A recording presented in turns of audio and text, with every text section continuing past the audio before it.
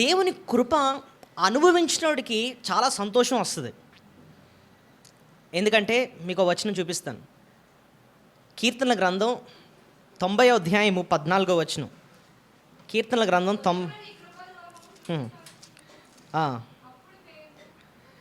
మా దినములన్నీ ఉత్సహించి సంతోషి ఉదయమున నీ కృపతో మమ్మల్ని తృప్తిపరచుము, అప్పుడు మేము నీ దినములన్నీ ఉత్సహించి సంతోషం. సో ఎవరైతే కృప పొందుతారో వాళ్ళకి ఏం కలుగుతుంది? సంతోషం కలుగుతుంది. ఓకే. అయితే ఒక వ్యక్తి కృప పొందుతున్నప్పుడు ఎవరన్నా అది చూస్తూ ఉంటేనంట కోపం వస్తుందటండి. మరొకసారి చెప్తున్నాను, ఎవరికన్నా దేవుడు కృప చూపిస్తూ ఉంటే, కృప పొందుతూ ఉంటే అది చూసిన వాళ్ళకి ఏం కలుగుతుందట? కోపం కలుగుతుందంట. ఎలాగో చిన్న ఎగ్జాంపుల్ చెప్తాను. ఓకే. తప్పిపోయిన కుమారుడు గురించి ఎంతమందికి తెలుసు? ఇక్కడ తప్పిపోయిన కుమారుడు గురించి అందరికీ తెలుసు కదండి. తప్పిపోయిన కుమారుడు తిరిగి ఇంటికి వచ్చిన తర్వాత అందరూ ఉత్సహిస్తున్నారు, కానీ ఒకళ్ళకి మాత్రం కోపం వచ్చింది. ఎవరికి? అన్నయ్యకి. ఎందుకండి కోపం? ఇప్పుడు తండ్రి కాదు, మనోడు కోపం రావడానికి కూడా కారణం ఉంది. ఏంటి? తమ్ముడు చాలా నష్టం చేశాడు, తండ్రికి అవమానం తీసుకొచ్చాడు. చూడండి, ఇంట్లోంచి ఆస్తి తీసుకొని పారిపోయాడంటే తండ్రికి అవమానం కదా, తండ్రికి అవమానం. అంతేకాకుండా యజమాని ఈయన కింద ఎంతోమంది దాసులు ఉన్నారు, వాళ్ళందరూ కూడా ముందు కూడా నామూషి, తల దించుకునే పరిస్థితి తీసుకొచ్చాడు, ఆస్తిని నష్టం చేశాడు. అలాంటోడు తిరిగి వచ్చినందుకు అసలు ఏం చేయాలంటే చెదకొట్టించేయాలి అసలు. అప్పుడు నిజంగా కొట్టించేస్తే అప్పుడు అన్నయ్య చాలా హ్యాపీగా ఉంటుంది కదా. కానీ ఇక్కడ జరిగింది ఏంటంటే, వచ్చినందుకు తండ్రి ఏం చేస్తున్నాడు? ఉంగరాన్ని పెట్టాడు, ప్రశస్త వస్త్రాన్ని వేసాడు, కాళ్ళకేమో చెప్పులు పెట్టి పెద్ద విందు చేస్తున్నాడు. ఈ లోపల అన్న అదంతా చూసి ఒక అయోగ్యుడికి ఎంత మేలు చేస్తున్నాడా అని చెప్పి ఆయనకి ఏమొచ్చేసింది? కోపం వచ్చేసింది అన్నమాట. అయోగ్యుడికి ఎంత మేలు చేయకూడదు. కృప అంటే అదే. ఒక అయోగ్యుడికి ఏం చేయడం? మేలు చేయడం ఏంటండి? కృప. భక్తుడు ఇక్కడ కీర్తన 63వ అధ్యాయం 3వ వచనంలో అయోగ్యునైన నాకు దేవుడు ఇంత మేలు చేశాడని చెప్పి అర్థం చేసుకొని ఆ కృపను బట్టే దేవుని ఏం చేస్తున్నాడు? స్తుతులు చెల్లిస్తున్నాడు అన్నమాట. సో కృప నిజంగా అర్థం చేసుకుంటే, అయోగ్యుడిని అనుకుందాం, మనమే ఆ తప్పిపోయిన కుమారుడు స్టేజ్లో ఉన్నాం అనుకోండి, ఇంటికి వస్తున్నాం, ఇంత నష్టం చేసిన అసలు తండ్రి నన్ను చేరుస్తాడా లేదా, అసలు ఇంటికి వస్తే నన్ను లోపల రానిస్తాడా లేకపోతే రాళ్ళతో కొట్టి చంపించేస్తాడా, ఇలాంటి సందిగ్ధంతో ఇంటికి వస్తున్నాడు. ఇంటికి వచ్చినప్పుడు తండ్రి ఏం చేశాడు? పరిగెట్టుకుని వస్తున్నాడు. వీటికి అన్నీ మళ్ళీ డౌటే, అయిపో ఇంత ఫాస్ట్గా వస్తాడు ఏంట్రా, ఆయన కొడతాడా, ఏం చేస్తాడు. సో దగ్గరికి వచ్చినప్పుడు తండ్రి ఏం చేశాడు? కౌగిలించేసుకున్నాడు, ముద్దు పెట్టేసి ఇంత చేస్తుంటే వీడికి అర్థం కావట్లేదు అనమాట. ఏంటి నా అక్కడ తండ్రి ఊహించుంటాడు ఎంత మేలు చేస్తున్నాడు. ఈయన హృదయంలో ఏమో కృతజ్ఞత ఉంటుంది, కానీ అన్నకు మాత్రం కోపం వచ్చేస్తుంది. ఏంటి అయోగ్యుడికి ఎంత మేలు చేస్తాడు అని. ఇన్ఫ్యాక్ట్ మన అనుదిన జీవితంలో కూడా కృప అన్న మాటను ఎలా వాడతామంటేనండి, ఎంతమందికి గ్రేస్ మార్క్స్ అంటే తెలుసా అండి? గ్రేస్ మార్కులు చాలామందికి తెలుసు. నాకు తెలుసండి అంటూ ఉంటారు. గ్రేస్ మార్క్స్ ఎప్పుడు అవసరం పడతాయి? చూడండి, లెక్కల్లో మామూలుగా పాస్ అవ్వాలంటే 100కి ఎంత రావాలి? 35 రావాలి. ఒకటికి 34 వచ్చాయి. ఫెయిల్ కదా, నో డౌట్ ఫెయిల్. ఒక్క మార్కులో పోయింది. అంటే టీచర్ గారు చూసి అందరూ పాస్ అయిపోతున్నారు, వీడొక్కడే ఒక్క మార్కుతో ఉండిపోయాడు, వీడిని డిటైన్ చేసేయాలి అని చూసి జాలి తెలిచి అయోగ్యుడికి ఒక మార్కు కలిపేసి పాస్ చేశారనమాట. ఇప్పుడు ఆ వ్యక్తికి ఫెయిల్ అయినోడు ఇప్పుడు పాస్ అయ్యాడు కదా, కాలు రెగలేడు. ఎందుకంటే ఆ ఒక్క మార్కు వీడు సంపాదించలే, ఉచితముగా వీడికి టీచర్ గారు దయ తలిచి ఆ మేలు చేశారు. చూసారా? అసలు ఆ ఒక్క మార్కుని ఏమంటామంటే గ్రేస్ మార్క్ అంటాం. అదే అర్థం చేసుకున్నవాడు చాలా కృతజ్ఞత చూపిస్తాడు అనమాట. దేవుడు మనకు కూడా అయోగ్యులు ఎడల ఎంతో మేలు చేశాడు, దాన్ని కృప అంటాం. సో ఇదిను ఈ కృపను గురించి మీకు ఎలా అర్థం చేయించాలి అని ప్రభు సహాయం కోరుకుంటా ఉంటే, ప్రభు ఆయన దగ్గరికి వచ్చిన వారికి కృప వెంబడి కృప చూపిస్తూ ఉంటాడంటండి. యోహాను సువార్త 1వ అధ్యాయంలో ఒక మాట ఉంటుంది చూడండి, కృప వెంబడి కృప. ఎన్నో వచనం? యోహాను 1:16 ఏమని రాస్తుంది అక్కడ? కృప వెంబడి కృప పొందింది. దేవుడు ఎలా చూపిస్తారంటే కృప వెంబడి కృప. కృప వెంబడి కృప అంటే అర్థం ఏంటి? అనుదినం కూడా మన ఎడలు ఏం చూపిస్తున్నాడు? ఆయన నూతనంగా కృప చూపిస్తున్నాడు, అయోగ్యుడికే మేలు చేస్తున్నాడు. ఇంతకీ కృప ఎక్కడ దొరుకుతుందండి అంటే 2 తిమోతి 2:1 అంటున్నాడు, యేసుక్రీస్తు నందున్న కృప అన్న మాట ఉంటే చూడండి. యేసుక్రీస్తు నందున్న కృప చేత. సో యేసు ప్రభు నమ్ముకున్న వారికి ఏం దొరుకుతుంది? కృప దొరుకుతుంది. అంటే యేసు ప్రభు బయట ఉన్న వారికి ఏం దొరకదు? కృప దొరకదు. అర్థమవుతుందా మీకు? సో ఈ కృపను గురించి మీకు అర్థం చేయించడానికి 3 భాగాలుగా డివైడ్ చేస్తున్నాను. ఒకటి ఏంటంటే గతంలో దేవుడు చూపించిన కృప. చెప్పండి, గతంలో దేవుడు చూపించిన కృప. రెండోది ప్రస్తుతం దేవుడు చూపిస్తున్న కృప. చెప్పండి, ప్రస్తుతం దేవుడు చూపిస్తున్న కృప. మూడోది మీరు చెప్పవచ్చు, భవిష్యత్తులో దేవుడు చూపించబోయే కృప. సో ఇంగ్లీష్లో చెప్పాలంటే past grace, present grace, future grace. Okay, so ఆ 3 భాగాలు చూద్దాం. దేవుడు నా జీవితంలో గతంలో ఎలాంటి కృప చూపించాడు, ప్రస్తుతం ఎలాంటి కృపను ఆయన చూపిస్తున్నాడు, భవిష్యత్తులో ఎలాంటి కృప చూపించబోతాడు. ఒక అయోగ్యుడికి ఎంత మేలు ప్రభు చేస్తున్నాడా. సో ఇదను ముందు గతంలో ప్రభు చూపించిన కృప. గతం అంటే భూమి పునాదులు వేయబడక మునిపే ఆయన మనకు ఆల్రెడీ ఒక కృప చూపిస్తున్నాడు. అప్పుడు ఇంకా మనం పుట్టలేదు, భూమి ఇంకా రెడీ అవ్వలేదు, అప్పుడే కృపను మనకు చూపిస్తున్నాడు. అంట కృప చూపించి ఏం చేశాడు తెలుసా? ఏర్పాటు చేసుకున్నాడు. చెప్పండి, మనల్ని ఏం చేశాడు? ఎక్కడ రాస్తుంది మీరే చెప్పాలి. నేను ఈ టాపిక్ గ్రేస్ కాబట్టి, కృపను గురించి బోల్డ్ అని వచనాలు చూపిస్తూ ఉంటాను, మీరు నోట్ చేసుకుంటూ ఉండాలి. ఎఫెసీ పత్రిక 1వ అధ్యాయము 4 నుంచి 6 వచనాల్లో ఆ మాట ఉంటుంది చూడండి. తాను ఉచితంగా మనకు, చదవండి, తన కృపా మహిమకు కీర్తి కలుగునట్లు తన దయా సంకల్పం చొప్పున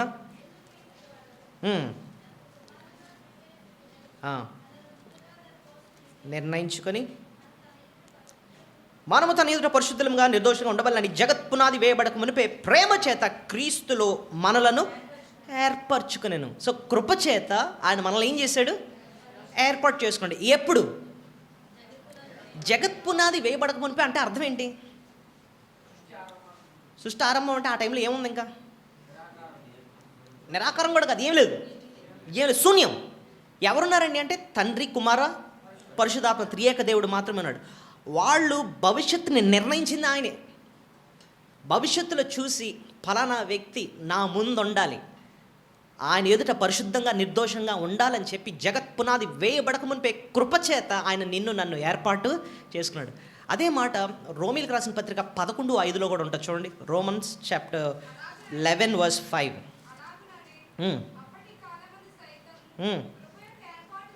చాలు, కృప యొక్క ఏర్పాటు చెప్పున అన్నమాట ఉంది. సో కృప యొక్క ఏర్పాటు అంటే కృప చూపించి దేవుడు మనల్ని ఏం చేశాడు? ఏర్పాటు చేసుకున్నాడు అన్నమాట.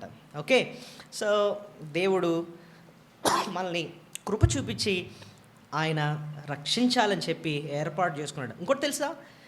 ఎవరు యేసు ప్రభునందు విశ్వాసం ఉంచుతారు, ఎవరైతే ఆయన ఏర్పాట్లో ఉన్నారో వాళ్ళు మాత్రమే ఆయన యందు ఏం చూపిస్తారు?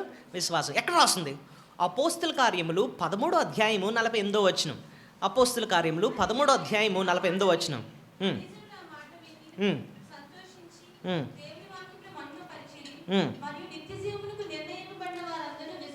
నిత్య జీవమునకు నిర్ణయింపబడిన వారందరూ విశ్వసించరు. ఎవరైతే ఆయన ఏర్పాట్లో ఉన్నారో వాళ్ళు ఎవరైతే సువార్త వింటారో వెంటనే ఏం చూపిస్తారట? యేసు ప్రభునందు విశ్వాసము చూపిస్తారు. ఇప్పుడు ఒక విషయం, మనం చాలామందికి సువార్త చెప్తూ ఉంటాం, కానీ అందరూ ప్రభుని నమ్మేసుకుంటారా? నమ్ముకోరు. ఎందుకు? ఆయన ఏర్పాట్లో లేరు కనుక. కానీ మనం ఎందుకండి స్పందించాం? మీరెందుకు స్పందించారు? నేనెందుకు స్పందించి అవును యేసయ్య నిజమైన దేవుడు, నేను పాపిని, ఆయన ఒక్కడే రక్షకుడు, ఆయన దగ్గర ఉంటేనే ఆయన దగ్గరికి వస్తేనే నాకు పాప క్షమాపణ, ఆయన దగ్గరే నాకు మోక్షానికి భాగ్యం అని చెప్పి ఆయన ఎందుకు విశ్వాసం ఉంచామండి అంటే నువ్వు నేను కృపచేత ప్రభు మనల్ని ఏం చేశాడు?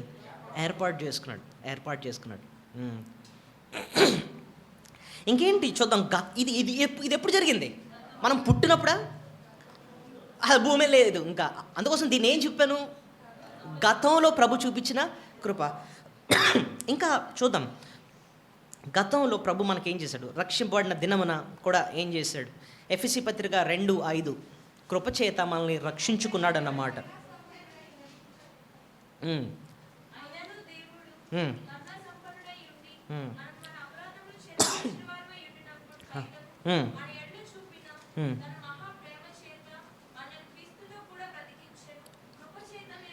కృప చేత రక్షింపబడి ఉన్నారు. సో కృప చేత మనల్ని ఏం చేశాడు, రక్షింపబడి ఉన్నారు అంటే అది గతం, అంతే కదండి. సో మనల్ని రక్షింపబడిన రోజున ఆయన రక్షించుకున్నాడు. సో కృపచేత ఆయన ఏర్పాటు చేసుకున్నాడు, కృపచేత మనల్ని రక్షించుకున్నాడు. ఇంకో వచనం చూద్దాం. ఇందాక నేను ఆ వచనాన్ని ఆల్రెడీ మీకు కోట్ చేసి చెప్పాను. కీర్తన గ్రంథం 59వ అధ్యాయం 10వ వచనం, కృపచేత మనల్ని కలుసుకున్నాడటండి. నా దేవుడు తన కృపలో నన్ను ఏం చేశాడు, కలుసుకున్నాడు. సో ఈ వచనాలని కలిపి మనం చదువుతా ఉంటే మనకు ఎలా అర్థమవుతుంది చూసారా. కృపచేత మనల్ని ఏర్పాటు చేసుకున్నాడు, పుట్టక ముందే, భూమి ఇంకా ప్రారంభం ముందే ఏర్పాటు చేసుకున్నాడు. తగిన కాలంలో ఆయన మనల్ని కలుసుకున్నాడు, కృపచేత మనల్ని రక్షించుకున్నాడు. చూసారా. ఇంకో మాట ఉంటుంది, కృపచేత మనల్ని పిలుచుకున్నాడు అంటండి. గలతీ పత్రిక 1:15 చూడండి, కృపచేత మనల్ని పిలుచుకున్నాడు.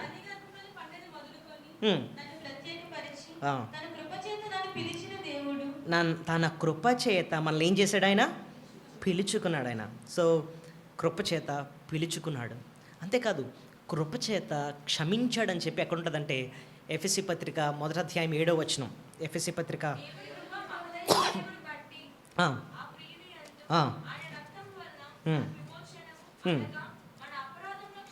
మన అపరాధములకు క్షమా. సో తన కృప మహాదైశ్వర్యం ఎంత గొప్పదంటే మన అపరాధాలకు ఆయన ఏమిచ్చాడు, క్షమాపణ. ఇప్పుడు చెప్పండి, పాస్ట్ గ్రేస్.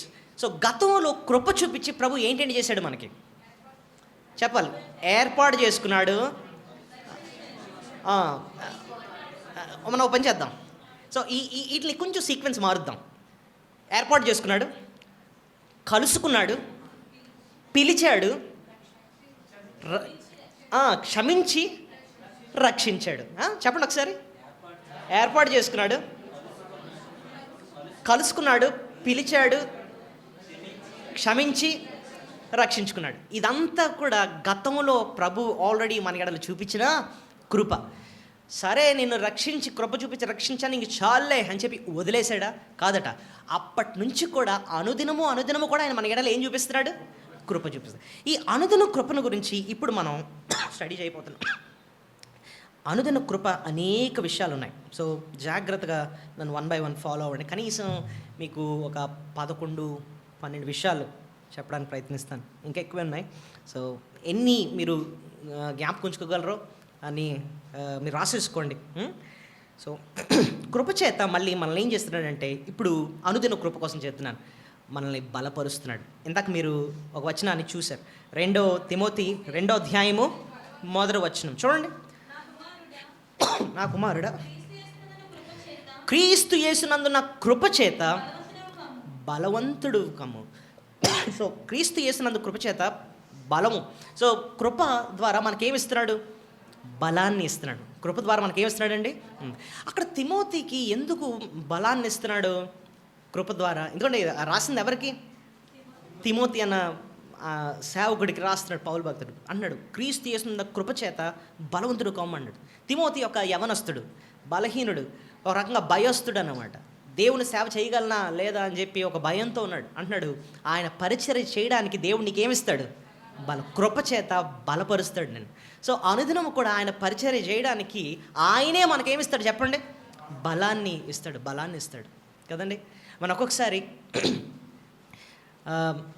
దేవుని సేవకు వెళ్ళడానికి కానీ, లేకపోతే వాక్యం చెప్పడానికి కానీ శరీరం ఎంతో బలహీనంగా ఉంటుందన్నమాట. ఆత్మీయంగా కూడా బలహీనం అయిపోతూ ఉంటాం, ఒక్కొక్కసారి సొమ్మసిల్లిపోతూ ఉంటాం. కానీ యెహోవా కొరకు ఎదురు చూచువారు నూతన బలం, మామూలు బలం కాదు. అది ఎలాంటి బలం అంటే పక్షిరాజు వలె ఎగురుతూ ఉంటాం అనమాట. రెక్కలు చాపి ఎగురుతాం, ఉన్నత స్థలానికి వెళ్తాం. ఎలాగొచ్చేసిందండి ఆ బలము అని అంటే, దేవుడు మనల్ని ఏం చేస్తాడట, బలపరుస్తూ ఉన్నాడు.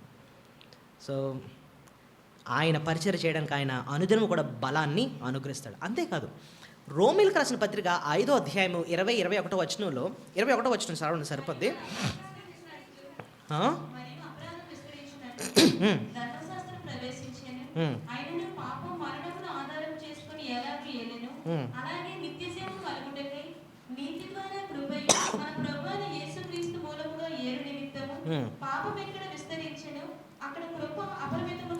నాతో చెప్పండి, పాపం ఎక్కడ విస్తరించెనో అక్కడ కృప అపరిమితముగా విస్తరించాను. ఈ లైన్కి అర్థం ఏంటో తెలుసా? ఎక్కడ పాపం ఎక్కువ విస్తరిస్తుందో అక్కడ దేవుడు ఏం చూపిస్తాడట? కృప ఎక్కువ చూపిస్తాడు. ఈ వచనాన్ని చాలామంది తప్పుగా అర్థం చేసుకున్నారు. అంటే అర్థం ఏంటంటే, ఎక్కువ పాపాలు చేస్తుంటే దేవుడు ఎక్కువ కృప చూపించి వదిలేస్తాడు, ఎన్ని పాపాలను చేసుకోరా బాబు అని వదిలేస్తాడు. అది కాదు దాని అర్థం. ఇక్కడ అర్థం ఏంటంటే, ఇప్పుడు ఫర్ ఎగ్జాంపుల్ దేవుని బిడ్డలంగా మనకు తెలుసు, మనకి ఎంతో పాప శోధనలు వస్తాయి. ఈ పాప శోధన జయించడం అన్నది నీ వల్ల నా వల్ల కాదు. ఎందుకంటే అదొక శక్తి, ఏలే శక్తి అన్నమాట. అది భక్తిగా ఉందాం అనుకుంటున్నాం కానీ శోధనలో పడిపోతున్నాం, ఎందుకంటే మనకు ఆ బలము లేదు. అయితే దేవుడిచ్చిన వాగ్దానం ఏంటంటే, నీకు పాప శోధన ఎక్కడ ఎక్కువ ఉంటుందో దేవుడు ఏమిస్తాడట? అంత విస్తారమైన కృపను ఆయన మనకి ఇస్తాడు. సో దేనికి ఇస్తున్నాడు ఇక్కడ కృప? పాపాన్ని జయించడానికి.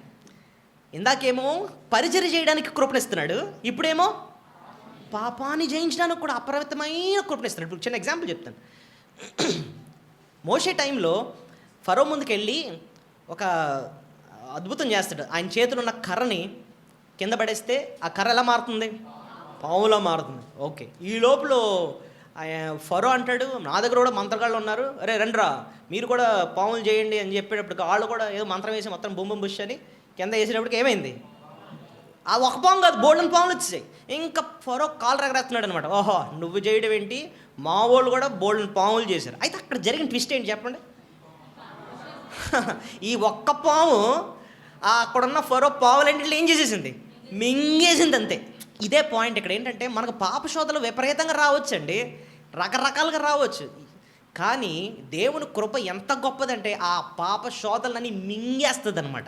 అర్థమవుతుందా మీకు? అపరిమితం అంటే అన్న మాట ఏంటి? అపరిమితమైన కృప దేవుడు మనకి ఇస్తాడు. సో అనుదిన కృప అంటే ఏం చెప్పండి? దేవుడు ఏంటంటే ఇస్తూ ఉంటాడు మనకి? ఆయన సేవ చేయడానికి బలపరుస్తాడు, ఇంకా పాప శోధన జయించడానికి ఆయన ఏమిస్తాడు మనకి? అపరిమితమైన కృపను ఆయన మనకి ఇస్తాడు. ఇదే థాట్లో అనుదినంగా ఆయన ఇచ్చే కృప ఇంకేంటో మనం చూద్దాం. 2 కొరింథీ 12వ అధ్యాయం 9వ వచనం. 2 కొరింథీ 12వ అధ్యాయము 9వ వచనం. నా కృప నీకు చాలును.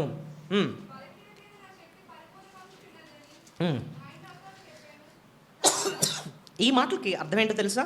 నా కృప నీకు చాలును. ఏ సందర్భంలో ఇక్కడ కృప వాడబడింది మనందరికీ తెలుసు.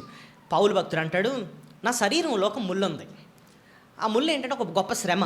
దాని గురించి అంత వివరణ ఇవ్వలేదు, కానీ మొత్తానికి అది ఎంత భయంకరమైందంటే, ఇప్పుడు చూడండి, ఎవరికైనా కాల్లో ములుగుచ్చుకుంది అనుకోండి, ఎలా ఉంటుంది?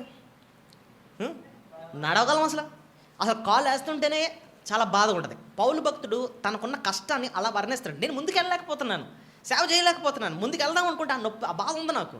అది ఒక శారీరకమైన బాధో, లేకపోతే ఒక దురాత్మ యొక్క పోరాటమో, లేకపోతే శత్రువు పోరాటమో ఏంటో తెలియదు, కానీ మొత్తం మీద అది ఎలా ఉందంటే ఆయన శరీరంలో ఎలా ఉందట? ముళ్ళుగా ఉందంటండి. ఇప్పుడు మరి దాని గురించి ముమ్మారు దేవుని సన్నిధిలో ఏం చేశాడు? ప్రార్థన చేశాడు. ప్రభువా ఈ సమస్య నుంచి తీసేయి తండ్రి, ఈ సమస్య నుంచి తీసేయను ఆయన. అలా ప్రార్థన చేస్తుంటే దేవుడు ఏం చేయాలా? ముళ్ళు తీసేయాలి అసలు. కానీ దేవుడు అంటున్నాడు, నువ్వు హెచ్చిపోకుండా నిమిత్తము నీకేం పెట్టాను? ఆ ముళ్ళును పెట్టాను. హెచ్చిపోకుండా నిమిత్తం అంటే అర్థం ఏంటి? గర్వం రాకుండా. సో దేవుడు ఒక్కొక్కసారి మన జీవితంలో ఏం పెడతా ఉంటాడు? ముళ్ళు పెడతా ఉంటాడు. ఎందుకు? మన మేలుకా మన కీడుకా? మన మేలుకి. సో కొన్నిసార్లు మన శ్రమలో మనకేంటి చెప్పండి? మేలు. అర్థం ఉందా మీకు? మన జీవితంలో ఒక్కోసారి శ్రమలన్నీ తీసేనని ప్రభుని అడుగుతూ ఉంటాం.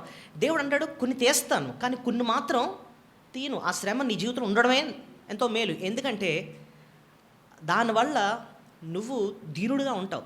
గర్వం వస్తే గర్వం తర్వాత ఏమవుతుంది మనకి? నాశనం. ఆ నాశనం అవ్వకుండా నువ్వు దీనుడిగా ఉండాలని చెప్పి నీ జీవితంలో ఒక ముళ్ళు ఒప్పుకుంటాను. అయితే మరి ఎలాగన్నా నాకు భరించలేకపోతున్నానంటే, నా కృప నీకు అంటే అర్థం ఏంటి? ఇప్పుడు మీరే చెప్పాలి ఆన్సర్. ఆ ముళ్ళును తట్టుకొని ముందుకెళ్ళిపోయే ఆ శక్తిని ప్రభు మనకి ఇస్తాడు. అది పాయింట్. అదవుతుందా? సో కృప అన్నది ఎంత గొప్పది. ఇప్పుడు ఆలోచించండి. ఒక రకంగా నిన్ను ఒక సూపర్ మ్యాన్లా చేస్తుంది అనమాట. నువ్వు మ్యాన్వే, కానీ నేను దేవుడు ఎలా మారుస్తున్నాడు? Super man. అర్థమవుతుంది మీకు? అంటే నువ్వు చేయలేనిది ఆయన నీతో చేయిస్తున్నాడు. బలహీనుడునే, కానీ ఆయన నన్ను ఏం చేస్తున్నాడు? బలపరుస్తున్నాడు. మరి పాపాన్ని జయించలేనే, కానీ పాపాన్ని జయించే ఆ కృపను ఆయన మనకి ఇస్తున్నాడు. ఎక్కడేమో శ్రమ కష్టం తట్టుకోలేము, ముందుకు కూడా వెళ్ళలేను నేను, కానీ కృప నుంచి చాలిన కృపనిచ్చి నన్ను ముందుకి తీసుకెళ్ళిపోతున్నాడు. సో ఒక ఆర్డినరీ మ్యాన్ని సూపర్ మ్యాన్గా చేసే అలాంటిది ఏంటంటే దేవుని యొక్క కృపనండి. సో గతంలో ప్రభు చూపించిన కృపని మనం ఏర్పాటు చేసుకున్నాడు, క్షమించాడు, పిలుచుకున్నాడు, రక్షించుకున్నాడు, కలుసుకున్నాడు, వదిలేయలేదు మనల్ని. అనుదినం కూడా మన బలపరుస్తూ, పాపశోధనలు జయమిస్తూ, శ్రమలు కష్టాలు వచ్చిన కృప చూపిస్తూ ముందుకి తీసుకెళ్ళిపోతున్నాడు. ఇది ఆయన యొక్క కృప. ఇంకా ఈ కృప ద్వారా ఇంకా ఆయన ఏం చేస్తాడండి మన జీవితంలో అని చూస్తే, కీర్తన 119 అధ్యాయం దయచేసి తీయండి. కీర్తన గ్రంథం 119 అధ్యాయం. కీర్తన 119 76వ వచనం. నీ సేవకునికి నీవిచ్చిన మాట చొప్పున నీ కృప నన్ను ఆదరించునుగా. సో కృప ద్వారా దేవుడు ఇంకేం చేస్తాడు మనల్ని? ఆదరణ ఎప్పుడు అవసరం? అనుదిన జీవితంలో మనకి ఏం వస్తూ ఉంటాయి? కష్టాలు వస్తూ ఉంటాయి. ఆ కష్టాల వల్ల ఒక్కొక్కసారి మనసు ఎంతో బాధ వస్తూ ఉంటుంది. అయితే దేవుడు కృప చూపించి మనకి ఏమి ఇస్తాడటండి? ఆదరణ ఇస్తాడు. చూడండి, మనుషులు ఇచ్చే ఆదరణ గొప్ప, దేవుడిచ్చే ఆదరణ గొప్ప. మనుషులు చేయమంటారు, బాబు ఇలాంటి టైంలోనే గుండె ధైర్యం చేసుకోవాలి, అది చేయాలి ఇది చేయాలని చెప్పి ఏవో ఉచిత సలహాలు ఇస్తూ ఉంటారు కదా. ఆ మాటలు ఒక రకంగా గాయాన్ని రేపినట్టు ఉంటాయి. కానీ దేవుడిచ్చే ఆదరణ, ఆయన వాక్యం ద్వారా ఆయన ఇచ్చే ఆదరణ ఎంత గొప్పదంటే, మనుషులు ఈ కన్నీళ్ళు తుడుస్తారేమో, కానీ హృదయానికి ఉన్న కన్నీళ్ళు తుడిచేది ఏంటి? దేవుని యొక్క కృప. సో కృప ద్వారా ఆయన మనకి ఏమిస్తాడండి? ఆదరణ, ఆదరణ, ఆదరణ. సో ఇదే కీర్తన 119 అధ్యాయంలో కొంచెం కిందకి వెళ్తే, కృప ద్వారా ఆయన ఏం చేస్తాడు? ఇక్కడ ఇంకో మాట ఉందండి, 88 రైట్. నీవు నియమించిన శాసనంను నేను అనుసరించినట్లు నీ కృప చేత నన్ను బ్రతికింపు. ఇక్కడున్న మాట చూసారా? నీవు నియమించిన శాసనము నేను అనుసరించున్నట్లు నీ కృప చేత నన్ను బ్రతికింపు. సో వాక్యాన్ని అనుసరించే జీవితం మనకు రావాలంటే కూడా ఎవరు సహాయం చేయాలి మనకి? దేవుని కృప. దేవుడు వాక్యాన్ని ఎంత వింటూ ఉంటామండి. మనుషులు ఎలాంటి వాళ్ళని తెలుసా? వాక్యం వినేస్తాం, వా ఏం చెప్పారండి, ఇంత బయటికి వెళ్ళి మొత్తం మర్చిపోతాం. మనం అనుసరించాలంటే అది కూడా ఎవరు చూపించాలి మనకి? దేవుడు కృపను అనుగ్రహించాలి. సో మనం ఈవేళ వాక్యం విన్నాం అనుకోండి, బయటికి వెళ్ళక ముందు ప్రార్థన చేయాల్సింది ఏంటో తెలుసా? ప్రభువా, ఈ వాక్యాన్ని ఎంత విన్నాను, ఎక్కడే వదిలేస్తున్నాను ఆ టైపు నేను, కానీ ఈ వాక్యాన్ని అనుదిన జీవితంలో నేను అనుసరించడానికి నువ్వు నాకేం దయచేయాలి? కృపను దయచే తండ్రి అని చెప్పి ప్రభుని మనం అడగాలి. It's grace that will sustain us. So అనుదిన జీవితంలో దేవుడు ఎటువంటి కృప చూపిస్తాడు చెప్పండి? ఎన్ని నేర్చుకున్నాం? సేవ చేయడానికి బలం ఇస్తాడు, 2 తిమోతి 2:1. పాపాన్ని జయించడానికి కృపనిస్తున్నాడు, రోమా 5:20-21. శ్రమలు కష్టాలు వచ్చినప్పుడు ఆయన తట్టుకోవడానికి కావలసిన కృపను ఇస్తాడు. 4 కృప చేత మనకి ఆదరణ ఇస్తూ ఉంటాడు. ఇంకా వాక్యాన్ని అనుసరించే ఆ కృపను ఆయన మనకి ఇస్తూ ఉంటాడు. Very good. 6ది కీర్తన 119లోనే 149వ వచనం చూడండి. నీ కృపను బట్టి నా మొర ఆలిగ. సో కృప చేత ఇంకోటి ఆయన ఏం చేస్తాడు? అనుదినం కృప చేత ఆయన మన ప్రార్థన ఆలకిస్తాడు. సో కృప ఎంత గొప్పదంటే మన ప్రార్థన ఆలకిస్తాడంటండి కృపను బట్టి.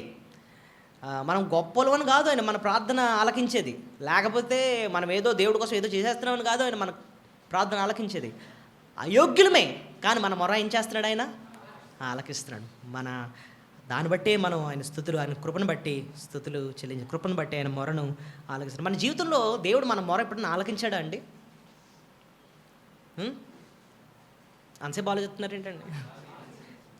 ఆలకిస్తున్నాడు, అనుదినము ఆలకిస్తున్నాడు ఆయన. ఫర్ ఎగ్జాంపుల్, ఈ వాక్యం చెప్పకముందు ఒక చిన్న ప్రార్థన చేశాం.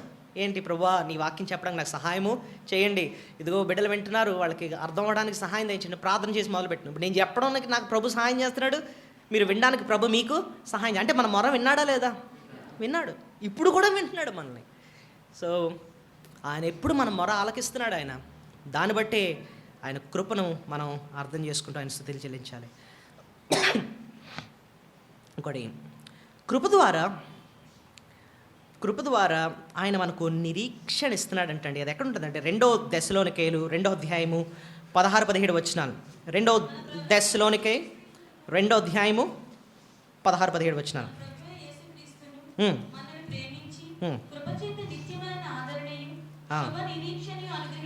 కృపచేత నిత్యమైన ఆదరణ ఇంకా శుభ నిరీక్షణ అనుగ్రహించిన మన తండ్రి అయిన దేవునికి చాలు. శుభ నిరీక్షణ అంటే ఆదరణ కోసం ఆల్రెడీ మనం విన్నాం కాబట్టి ఇక్కడ ఇంకో మాట ఉంది, దానికోసం మనం స్టడీ చేస్తున్నాం. ఏముంది అది? శుభ నిరీక్షణ. మనకు దేవుడిచ్చిన నిరీక్షణ ఏంటి? నిరీక్షణ అన్న మాటకు అర్థం ఏంటో తెలుసా? భవిష్యత్తులో నాకు మేలు జరుగుతుంది, దాన్ని ఏమంటారు? నిరీక్షణ. ఐ హ్యావ్ హోప్ అంటాం అనమాట. చూడండి, హోప్ ఎగ్జామినేషన్స్ పెడతాం. 10th రాయకముందు ఏం చేస్తారు? హోప్ ఎగ్జామినేషన్స్ అంటే ఏంటి దాని అర్థం? ఇప్పుడు ఎగ్జామ్ రాసాం, లెక్కల్లో ఇవన్నిట్లో నీకు 100కి మంచి మార్కులు వచ్చేసాయి, 90లు వచ్చేసాయి, అది వచ్చేసాయి అంటే నీకు ఒక హోప్ ఆల్రెడీ వచ్చేసింది. ఏంటి ఆ హోప్? రేపు ఇంకా బోర్డ్ ఎగ్జామినేషన్లో ఎరగదీసేస్తాను నేను, అదరగొట్టేస్తాను నేను, వచ్చేస్తాను అంతే మంచి మార్కులు. ఎందుకు? ఇంకా రాయలేదు నువ్వు, అసలు హాల్ టికెట్ ఇంకా రాలేదు, కానీ వచ్చేసింది నిరీక్షణ నీకు, పాస్ అయిపోతానని. ఏంటి? ఎక్కడి నుంచి వచ్చింది అది? హోప్. చూసారా? అంటే హోప్ ఎగ్జామినేషన్స్ అంత హోప్. ఇప్పుడు విశ్వాసకుండే ఆ నిరీక్షణ ఏంటి చెప్పండి? మనం ఇంకా పరలోకానికి వెళ్ళలేదండి ఇంకా, కానీ దేవుడు మన హృదయంలో జీవంతో కూడిన ఒక నిరీక్షణ ఇచ్చాడు. ఏంటది? వాడబారి స్వాస్యం నాకు రెడీగా ఉంది, నేను అక్కడికి వెళ్ళిపోయాను, ఆయన నన్ను అక్కడ కూర్చుని పెట్టాడు, ఎక్కడ కళ్ళు మూస్తాను నేను అక్కడ కళ్ళు తెరుస్తాను అని చెప్పి అంత నిరీక్షణ దేవుడు నీకు నాకు ఇచ్చాడనమాట. అది దేన్ని బట్టి ఆ నిరీక్షణ మనకు వచ్చింది? కృప ద్వారా. మొన్న ఒక మంచి దైవజనుడు మా మందిరానికి వచ్చి వాక్యం చెప్పాడు. ఆయన ఒక మంచి మాట నేర్పించాడు. ఏంటంటే, మనం ఒకసారి క్రైస్తవులు ఒక విషయాన్ని మర్చిపోతూ బతుకుతూ ఉంటాం. ఏంటి అని అంటే, ప్రభు త్వరగా రానయ్యున్నాడు, జీసస్ ఇస్ కమింగ్ సూన్ అన్న విషయాన్ని మర్చిపోయి బ్రతుకుతూ ఉంటాం. ప్రభు ఇప్పుడన్నా రావచ్చు, మనం అది మర్చిపోకూడదని చెప్పి జ్ఞాపకం చేశానమాట. సో మనం ఎప్పుడు ఎలా బ్రతకాలి చెప్పండి? ప్రభు ఇప్పుడన్నా రావచ్చు, ఎనీ టైం నన్ను ఆయన రాజ్యాన్ని తీసుకెళ్ళిపోతాడు, హీఈస్ కమింగ్ సూన్. ఏమో మనం ఈ మీటింగ్ అవ్వకముందే ప్రభు రాకడొచ్చి మనం పరలోకానికి వెళ్ళిపోవచ్చేమో అన్నట్టుగా మనం ఇప్పుడు బ్రతకాలట. సో అలాంటి మనసు ఎప్పుడు వస్తుందండి అంటే, కృప ద్వారానే ఆయన ఆ నిరీక్షణ మనకి అనుగ్రహిస్తాడు. ఈ కష్టాలు నాకు ఎక్కువసేపు ఉండవు, ఈ ఇబ్బందులు, ఈ శోధనలు, ఈ పాప శోధనలు ఇంకెక్కువసేపు ఉండవు, కొంతకాలమే ఈ లోకాన్ని విడిచిపెడతాను, ఆ పరలోకానికి వెళ్ళిపోతాను అన్న నిరీక్షణ ప్రభు కృప ద్వారానే మనకి ఇస్తూ ఉంటున్నాడు. సో కృప ద్వారా ఆయన మనకి నిరీక్షణ అనుగ్రహించిన. ఇంకోటి, కృప ద్వారా ఆయన మన ప్రతి అవసరాన్ని ఆయన తీరుస్తారట. ఎక్కడో తెలుసది? అవును, క్రీస్తు యేసులో మన ప్రతి అవసరం తీర్చునుంది. ఇంకో వచనాన్ని కూడా ఆదికాండంలో చూపిస్తాను చూడండి. ఆదికాండం 33వ అధ్యాయము 11వ వచనం.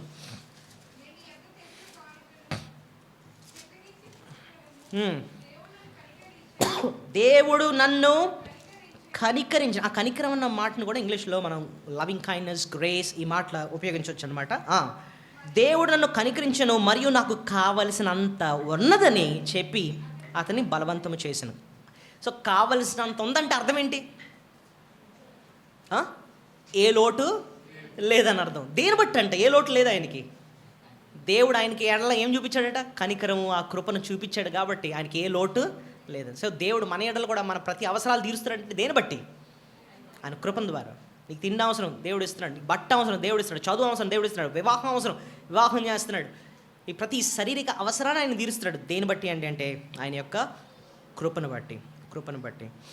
ఇంకోటి, కృప ద్వారా ఇంకేంటి దేవుడు అనుదినం మనకి ఇస్తున్నాడండి అంటే, రోమా 12:6 చూడండి. రోమా 12:6.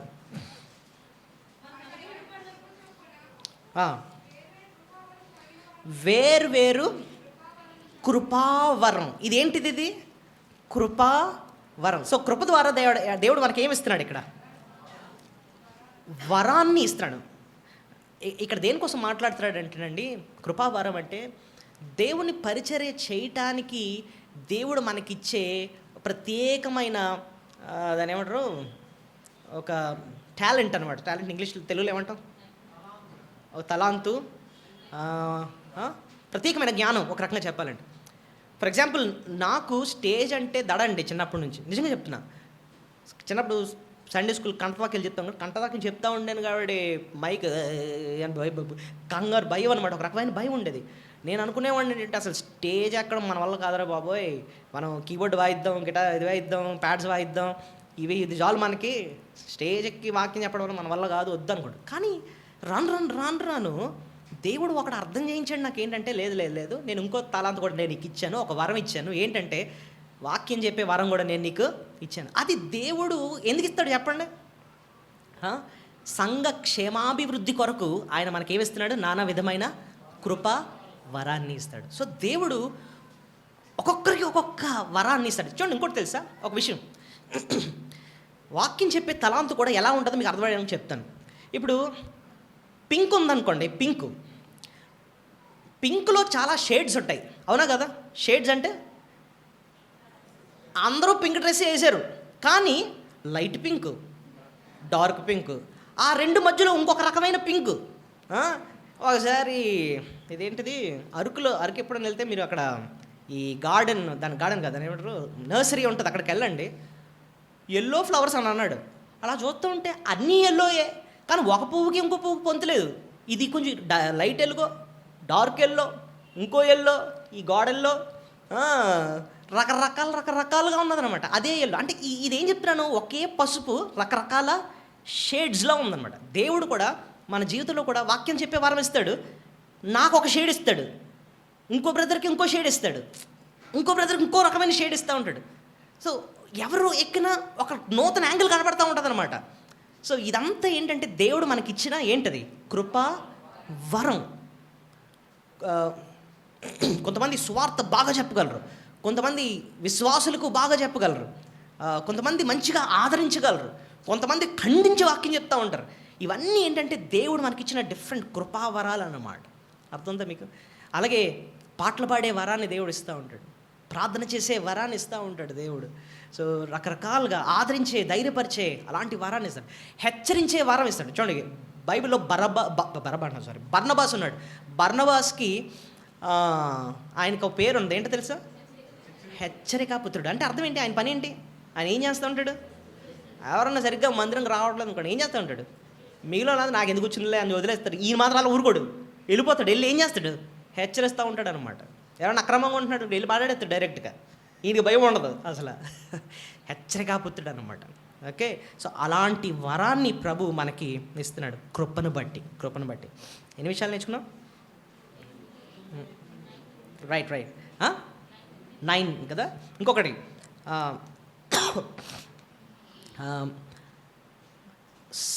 సమయోచితమైన సహాయాన్ని కూడా కృపను పట్టిస్తాడట. సమయోచితమైన సహాయం ఎక్కడుంది? హెబ్రీ పత్రిక 4:16. హెబ్రీ పత్రిక 4:16. కనికరింపబడి సమయోచితమైన సహాయం కొరకు కృప పొందునట్లు కృపాసనం దగ్గరికి చేరదాం. దేవుని కృపాసనం దగ్గరికి వెళ్ళి ప్రార్థన చేస్తున్నప్పుడు దేవుడు సమయోచితమైన సహాయం అంటే ఏంటి? ఆ టైంకి కావాల్సిన సహాయాన్ని. ఇప్పుడు మీరు కోర్టులో ఉన్నారనుకుందాం, నించున్నారు బోన్లో, జడ్జి గారు ఏవో ప్రశ్నలు వేస్తున్నారు. ఆ టైంలో మనకు ఆయన ముందు నుంచినప్పుడు మనకు దడ వచ్చేస్తుంది, బాబు ఏం చెప్పాలి ఏంటో ఏం అర్థం కావట్లేదు. ఆ టైంలో దేవుడు ప్రార్థన చేసుకున్నాం అనుకోండి, దేవుడు ఏమిస్తాడట? ఆ సమయోచితంగా ఏం మాట్లాడాలో దేవుడు అది మనకిస్తూ ఉంటాడు. సో మన అనుదిన జీవితంలో ఒకసారి ఒక బ్రదర్ ఉన్నారు, ఆయన యవనస్తులను బాగా కౌన్సిల్ చేస్తారనమాట.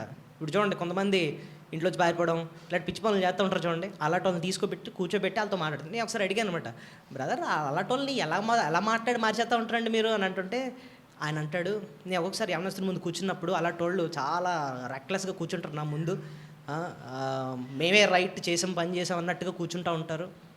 వాళ్ళు ఎంత నష్టం చేస్తున్నారు, కుటుంబానికి ఎంత నష్టం చేస్తున్నారు, వాళ్ళు ఎంత నష్టం చేసుకుంటున్నారు కూడా వాళ్ళకి అర్థం కావట్లేదు. అలాంటి వాళ్ళు వచ్చి నా ముందు కూర్చుంటున్నప్పుడు వాళ్ళతో ఎలా మాట్లాడాలో నాకైతే మైండ్ బ్లాంక్గా ఉంటుంది. ఆ టైంలో చిన్న ప్రార్థన చేసుకుంటూ ఉంటాను, దేవా నా సమయోచితమైన సహాయము, నీ మాటలు నాకు దయచేసి, ఏం మాట్లాడాలో కూడా నాకు అర్థం కావట్లేదు, ఏ మాట చెప్తే ఆడు మారతాడు అన్నది నాకు అర్థం కావట్లేదు, సహాయం దయచేయని చెప్పి అప్పటికప్పుడు ప్రార్థన చేసుకుంటుంటే దేవుడు ఏదో మాట గుర్తు చేస్తే ఆ మాటలను మొదలుపెట్టి మెల్లిగా వాళ్ళ తప్పు వాళ్ళకి అర్థం చేయించే అలాంటి సహాయం ఆయన చేసేవారట. సో ఆ సమయోచితమైన మాటలు రావాలంటే కూడా దేవుడు మనకేం చూపిస్తున్నాడు?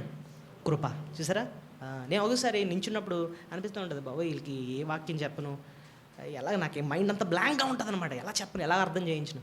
దేవుడు ఆ టైంకి సమయోచితమైన మాటలు ఆయన ఇస్తూ ఉంటాడు. సో సమయోచితమైన సహాయం, ఆయన కృపను మనకి ఇస్తూ ఉంటాడు.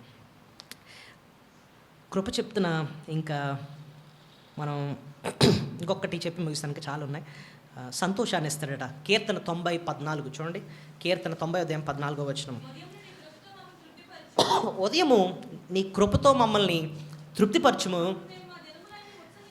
మా దినములన్నీ కూడా మేము ఏం చేస్తాం? ఉత్సహించి సంతోషం. ఒక రోజంతా మనం సంతోషంగా గడపాలంటే ఏముండాలి? దేవుని యొక్క కృప. అక్కడ ఏం రాస్తుంది క్లియర్గా? మా దినములందు నువ్వు దినములన్నీ కూడా ఉత్సహించి సంతోషించాలంటే ప్రతి ఉదయం నువ్వు మా ఎడల ఏం చూపించాలి? కృప చూపించాలి. డైలీ గ్రేస్ అంటాడు అనమాట. సో ప్రతిరోజు కూడా మనం ఆయన కృప కోసం అడగాలి. సో ఉదయం లేచిన వెంటనే ఫస్ట్ ప్రభుని అడగాల్సింది ఏంటి? దేవా ఈ దినం నేను సంతోషంగా గడపాలంటే నా ఎడలు నువ్వేం చూపించాలి? కృప చూపించాలి. సో ఇప్పుడు చెప్పండి, అనుదినం మనం పొందుతున్న కృపలు ఏంటేంటి చెప్పండి అందరూ వరుసగా. ఎన్ని? 10 చెప్పానా? 11 చెప్పాను. రైట్, ఎవరెవరు చెప్తారు? మొదటిది, కృప ద్వారా బలపరుస్తాడు పరిచర్య చేయడానికి. 2, కృప ద్వారా పాపాన్ని జయించడానికి ఆయన కృపను అనుగ్రహిస్తాడు. 3, శ్రమలు కూడా తట్టుకొని ముందుకు సాగిపోయేటట్టు ఆయన కృపను అనుగ్రహిస్తాడు. 4, కృప ద్వారా ఆదరణ ఇస్తాడు. 5, వాక్యాన్ని అనుసరించేటట్టు ఆయన కృపను అనుగ్రహిస్తాడు. 6, ప్రార్థన ఆయన ఆలకిస్తాడు. 7, శుభ నిరీక్షణ ఆయన మనకి అనుగ్రహిస్తాడు. 8, మన అవసరాలన్నీ ఆయన తీరుస్తాడు. 9, కృపా వరాన్ని మనకు అనుగ్రహిస్తాడు ఆయన పరిచయం చేయడానికి. 10, సమయోచితమైన సహాయము మనకి అనుగ్రహిస్తూ ఉంటాడు. 11, మన హృదయానికి ఏమిస్తాడు? ఆయన సంతోషం. సో ఇదంతా అనుదినం ఆయన చూపించే కృప. మరి భవిష్యత్తులో ఆయన ఏమైనా కృప ఇంకా ఉందండి, ఆయన ఏమైనా చూపించబోతున్నాడు అంటే ఒక్క వచనం చూపిస్తాను. 1 పేతురు 1వ అధ్యాయము 10వ వచనం. ముందు 13వ వచనం చూడండి. 1 పేతురు 1:13. 1 పేతురు 1:13 చూడండి. కాబట్టి మీ మనసును నడుము కట్టుకొని నిబ్బరమైన బుద్ధి గలవారే యేసుక్రీస్తు ప్రత్యక్షమైనప్పుడు మీకు తేబడు కృప విషయమై. చాలు. యేసుక్రీస్తు ప్రత్యక్షమైనప్పుడు అంటే అర్థం ఏంటి? ప్రభు రాకడలో ఆయన వచ్చినప్పుడు మనకేమిస్తాడట? తేబడు కృప అంటే అర్థం ఏంటి? ఇప్పుడు వరకు మనకి ఇంకా ఇవ్వలేదు, అప్పుడు మనకేమిస్తాడట? కృపనిస్తాడు. ఎంతకీ ఆ కృప ఏంటండి అని చూస్తే 1వ అధ్యాయంలోనే 6వ వచనం చూడండి. ఆయన ప్రత్యక్షమైనప్పుడు 7వ వచనం. 1:7 నశించిపోవు సువర్ణము అగ్ని పరీక్ష వలన శుద్ధపరచబడుచున్నది కదా, దానికంటే అమూల్యమైన మీ విశ్వాసము ఈ శోధన చేత పరీక్షకు నిలిచినదై. ఇప్పుడు చూడండి, యేసుక్రీస్తు ప్రత్యక్షమైనప్పుడు మీకు మెప్పు, మహిమ, ఘనత కలుటకు కానీ. సో ఇంతకు తేబడు కృప ఏంటంట? 3 చెప్తున్నాడు ఇక్కడ. యేసుక్రీస్తు ప్రత్యక్షమైన మనకి ఏంటంటే ఇస్తాడు? మెప్పు, మహిమ, ఘనత. ఓకే, ఇప్పుడు అన్నీ అర్థం చేసుకోవద్దు, కానీ మెప్పు అన్న మాట గురించి ఒకసారి ఆలోచిద్దాం. మెప్పు అంటే ఏంటంటే మెచ్చుకోవడం కదండి. ఇప్పుడు మనందరికీ ఇష్టమైనది ఏంటంటే మెచ్చుకోవడం కదండి. మనం ఎవరన్నా వచ్చి మీరు ఎంత బాగా పాడారండి, మీరు ఎంత బాగా వాక్యం చెప్పారండి, ఇంకా చాలు, ఇంకా మనం భోజనం కూడా చేయము, చాలండి, అంత బతికేస్తానండి ఈవేళ అంత అంట. ఎందుకంటే మనకి ఏం కష్టం? మెచ్చుకోవడం. ఒక ఆవిడ కూడా మెచ్చుకుంటే ఇంట్లో ఉన్న అన్నీ దాచుకున్నా కూడా ఇచ్చేస్తూ ఉంటుందట. సో మనకు మెచ్చుకోవడం అంటే చాలా ఇష్టం. కానీ మనం మనుషుల మెప్పు కోసం బ్రతికితేనండి అంతకన్నా దరిద్రం ఇంకోటి ఏం లేదు. ఎందుకు చెప్పనా? ఈవేళ మెచ్చుకున్నోడు రేపు ఉదయం తిడతాడు. మనుషుల మెప్పు కోసం ఎప్పుడు బ్రతకొద్దు. మనుషుల మెప్పు కోసం బ్రతికితే నీకంత దౌర్భాగ్యం కూడా ఏం లేదు. ఎందుకంటే నీకు ఎప్పుడు కూడా నిరాశ మిగులుతుంది. ఒకే ఒక్కళ్ళ మెప్పు కోసం బ్రతకాలి. ఎవరి మెప్పు కోసం? ఒకరోజు నేను ఆయన ముందు నించున్నప్పుడు బలా నమ్మకమైన మంచి దాసుడా అని చెప్పి ఆయన నన్ను మెచ్చుకోవాలి. ఆయన మెచ్చుకుంటే చాలు అన్నట్టుగా ఆయన మెప్పు కోసం బ్రతికితేనండి నిజంగా ఈ లోకం ఉన్నంతకాలం ఎంతో సంతోషంగా ధైర్యంగా బ్రతుకుతూ ఉంటామండి. ఆయన కృపను పొందుతూ మనం ముందుకు వెళ్ళిపోతూ ఉంటాం. సో ఈ దినం కృపను గురించి గతంలో చూపించిన కృప కోసం ఏంటో నేర్చుకున్నాం. ప్రస్తుతం ఆయన ఏంటేంటి కృపను చూపిస్తున్నాడో అర్థం చేసుకున్నాం. భవిష్యత్తులో ఆయన తేబోయే మెప్పు, మహిమ, ఘనత, ఆయన మనల్ని ఏం చేస్తాడు? ఘనపరుస్తాడు. ఈ లోకంలో మనకు ఘనత లేకపోవచ్చు, ఆయన మనల్ని ఏం చేస్తాడట? ఘనపరుస్తాడు. ఆయనతో పాటు కూర్చుండబెడతాడు అన్నమాట. అంత ఘనత ఆయన ఇవ్వబోతున్నాడు. సో ఈ కృపనంతటిని బట్టి మనం అర్థం చేసుకుంటాం. కృప మీద ఆధారపడతాం, మనం ముందుకి వెళ్దాం. దయచేసి అందరూ మోకరించండి. పరిశుద్ధుడా యేసయ్య నీకు స్తోత్రాలు. వాక్యం చెప్పడానికి ఇచ్చిన కృపను బట్టి మీకు స్తోత్రాలు. ఈ కృపను మేము నాయన అలుసుగా తీసుకోకుండా కృపను బట్టి నేను స్తుతిస్తూ కృప మీద ఆధారపడి భక్తిలో కొనసాగబడి కృప దయచేయమని, బిడ్డలందరినీ ఆశీర్వదించమని యేసు నామములో ప్రార్థన స్తుతించి బ్రతిమాలి వేడుకొచ్చున్నాం తండ్రి.